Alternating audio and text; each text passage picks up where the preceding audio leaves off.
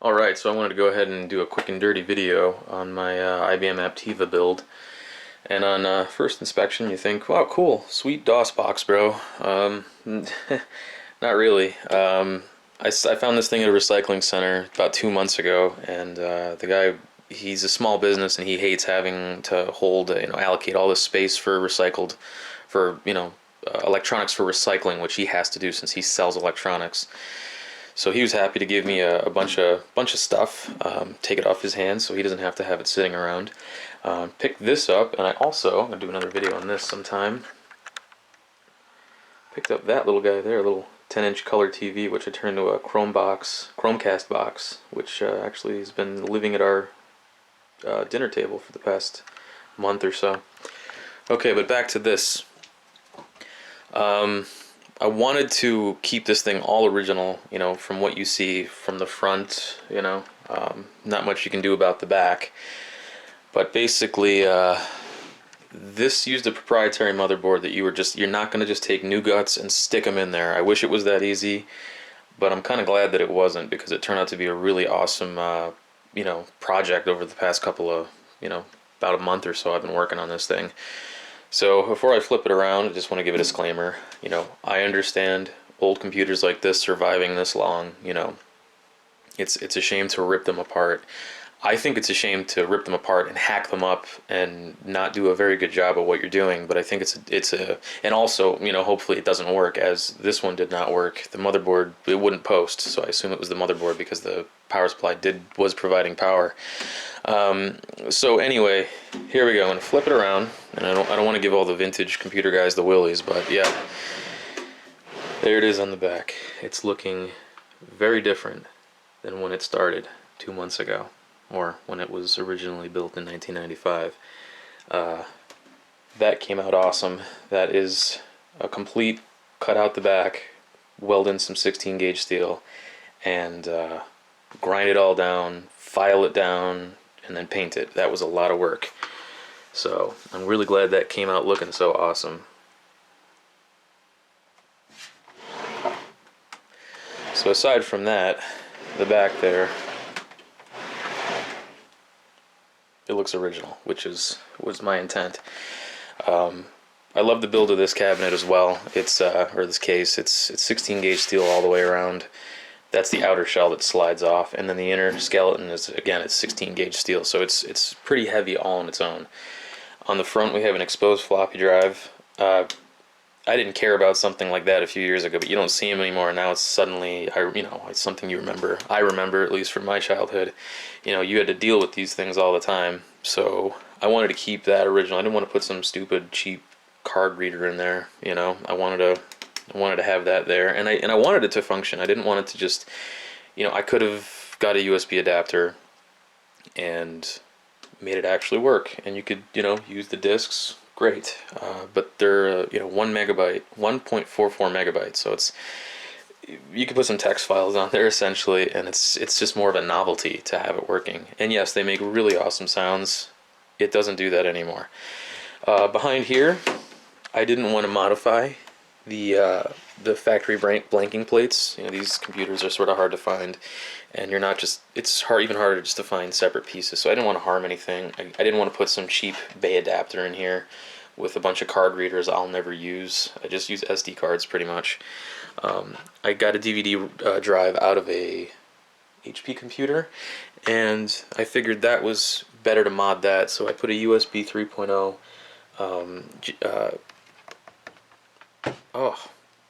USB 3.0 jack. Right there. I have space for another one if I want to put like a USB 2, because the USB 3.0 cables are pretty thick.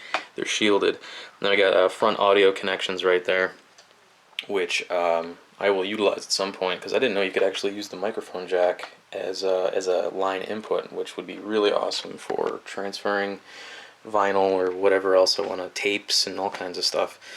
So anyway, okay, back to this guy here. So like I said, you read an SD card, which I do from time to time. I could use one of these little guys, and that'll work. Cool. Can read some SD cards. But I thought, what is more interesting You know, these things, these are more interesting. You know, those old discs, you know, you pop them in there, they make a little noise, and you know, you eject them. It's just physically, it's this thing I remember as a kid. It's the it's like a 3D printed save icon. That's the only way you see them anymore. Anyway, this was my solution pretty much, and it was, we're gonna incorporate an SD card into the disc, so the disc becomes a caddy. So when you pop it in there, it's actually gonna read the disc, and I'll fire this thing up in a second and show you. First, we're gonna go ahead and I'm gonna pull this thing apart so you can see the inside. And the whole thing just slides off. They actually made a newer version of this that I had as a kid. The skeleton was the same, but it was a more rounded front fascia that had it completely hid everything in the front. It had a rounded handle. It didn't have this old IBM build quality like the IBM XTs did. I mean, this feels like the last of its generation to use this kind of plastic. I mean, this is a consumer grade PC, yet it still feels like something that would have been, you know, it looks like a little mini server that would have been used in a business or something. Okay, so we just slide that off, set that down, and there's the skeleton there. And this thing looks pretty mean without any clothes on. Cut a hole in the back so I can take the water cooler off without pulling the motherboard. A lot of work to get this far, and I'm going to go ahead and just show you a picture now of a before and after. And you can see that there was some big differences in the rear panel from what it was and what it is now. And that was the reason for having to cut it all out and start fresh with some new metal. On the side here, just go ahead and show in there. It looks very different than what it did in 1995, so go ahead and show a side by side of what it looked like. As you can see, totally different. I don't have a really good, I didn't take any pictures of this when it was original. I got a little excited and just kind of ripped it all apart, and I don't know, I kind of regret doing that. So those are the pictures that you saw of the befores. Those are similar models, the same frame, just not the original guts, but the same form factor. And basically the original motherboard, as you saw in the picture there, came all the way out to almost to the front of the computer, and it was lower. The power supply was down, and there was a handle in the back here, a carrying handle, and up here you had space for a 3.5 inch hard disk. There was extra, you know, it went further back there. I cut all this out here. You know, you could put the CD-ROM was actually down here, so this extended all the way down here, and then you had space for a tape drive here or a hard drive in this 3.5 inch, you know, slot here. So here's the trophy section here. We've got the Intel Core i7 6700K. We've got an Asus MAXIMUS 8 Gene motherboard, micro ATX. H80i cooler, water cooler there, and the R9 390 Asus Strix video card, and it's all powered by an RM750 Corsair power supply, which has a 140mm fan in there, yet it never ever comes on. And I'm actually going to open this up probably when the warranty is done and have the fan header wire come out, so this can actually be something, you know, if you got a fan sitting here, why not have it controlled by the motherboard to actually exhaust fan out the back of the PC. So cable management is what it is. I would love to shorten up all these cables at some point if I get a crimper and all the little terminals. You know, I had the video card power routed going underneath, but that's the one little thing that you can see through the fins, the air vent on the side, and I wanted that to be perfectly visible when it's breathing on and off. Got an old Dell 120mm fan there. It's reasonably loud, but it is effective because we're pulling in air through this vent down here, and I haven't dremeled it all out yet to increase airflow, so the static pressure that thing can suck through that hole is pretty impressive. And I have it pretty much set. You're only going to hear it turn on when the computer's doing the memory test before it even hits post. And I got it set to just kind of chill at like 800 RPM, and you barely hear it. There's the RAM there, 16 gigabytes, running at 3000 megahertz. And what else do we got? A Samsung EVO there. That's just a placeholder. I'm gonna get a what is it? Samsung EVO 950 or 960 Pro, M.2. It's gonna go somewhere underneath there, underneath the video card. Not underneath, but on between the motherboard and video card. There's a little slot there. You can barely see it. Actually, you can't. But yeah, that's just temporarily mounted and sort of. I didn't want to do any tape or anything, so it's just a screw, just kind of one screw holding that in there for now. And it's, you know, it's not going anywhere, but not my. It's not really supposed to be living there in the first place. I just kind of got to save back up for some money because this stuff was kind of expensive. So anyway, there it is. I'm gonna go ahead and put the case back on and we'll fire it up. Just slide that on there.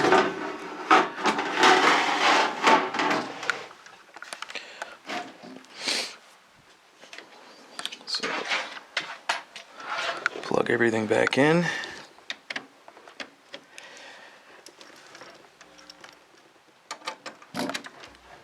I need to get a new monitor at some point too. This monitor is about 8 years old. I don't know what the response time is. It's like 900 by 1400. It's not it's not exactly master race grade gaming, and I'm sure the latency sucks on it. But it's what I have for now. It's just an IBM 1907 or an IBM HP. And that's another thing too, is that I would like to give the whole treatment of beige to the speakers and the mouse. If I could get rid of the G and silkscreen on an IBM logo that would glow, that would be really cool. But we're black here for now. So we'll go ahead and fire this thing on. DVD-ROM still works. I didn't harm it by doing any of this. Your only hint of what's going on there is that breathing Strix light. And we're gonna have, there's the IBM splash screen I put there on the, instead of saying Asus Republic of Gamers. I'm giving Windows 10 a spin. I've got it pretty much modified to my liking. And I have the Spybot, what's it called? The Spybot thing, anti-beacon or whatever it is. You can hear some classic startup sounds there. Look at that. When's the last time you heard that noise and saw that background? Got the My Briefcase on there for history. That was a registry edit actually to do that.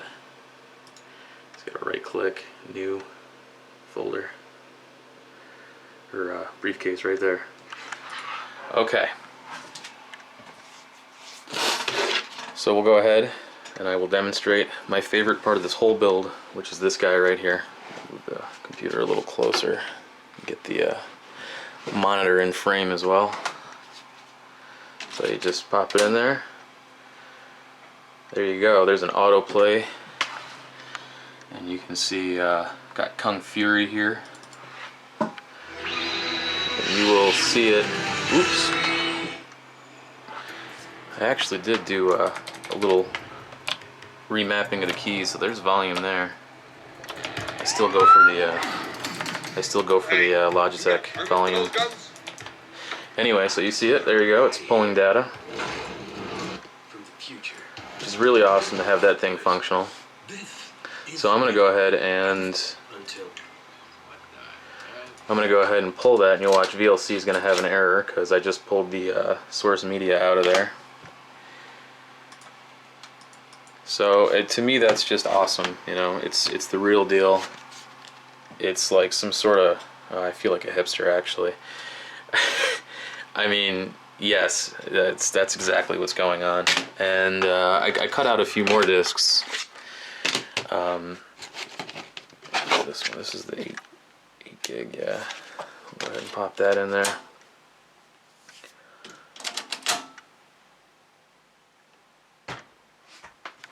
And here. This is basically a short version of the long version I did yesterday, so you're going to see me doing some of the same exact things. So here we have, don't copy that floppy. Give it a quick play because it's ultra cringy.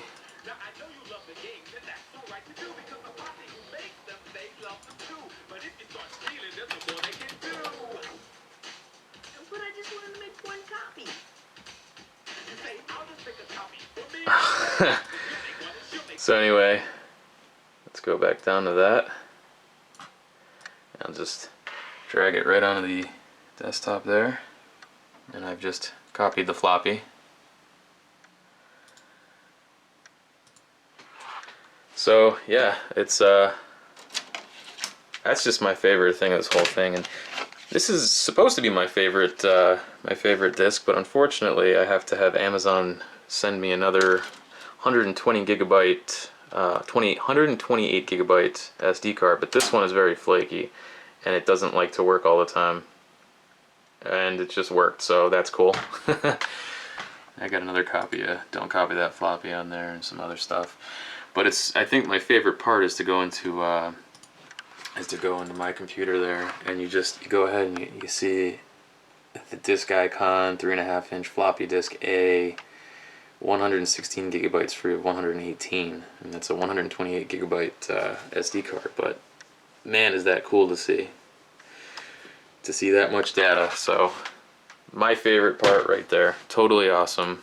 Yeah, so there you go. There's my that's the pinnacle of this project for me. I love that part right there. It's the real deal. Oh, and I didn't actually show, and I'll go ahead and show this. If you want to pop the SD cards out, they do indeed just pop right out.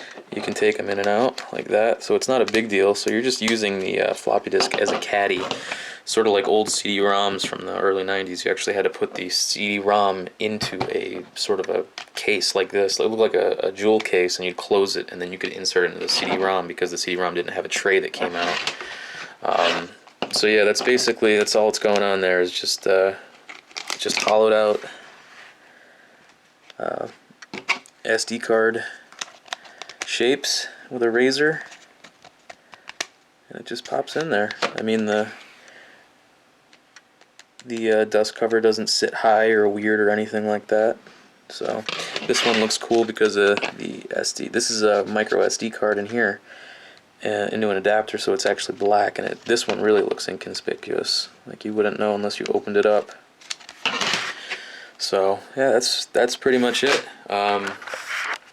Way more detail on how this was put together in the long video in the description. You're gonna have to sit through some repetitive things like I just did. But yeah. Oh, and I don't know, what else did I do here? I had AOL as a kid, so I did. I took Firefox and sort of branded it as AOL the best that I could. So I did this skin at the top there, sort of in the sheen. And this was somebody else made this on the Firefox add-ons section, but I kind of customized it a little bit more, and I put the custom logo there.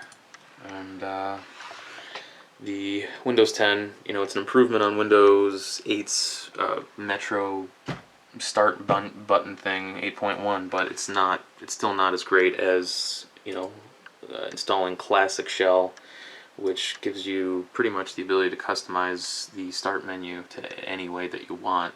So that's actually useful now, which is good. So yeah, that's pretty much it. And I hope you enjoyed the video, and I hope I did this under 10 minutes. We'll see, but that's a better condensed version of what I did before. Anyway, thanks for watching. Hope you enjoy, and hopefully we'll build this channel up, and I'll keep posting some stuff.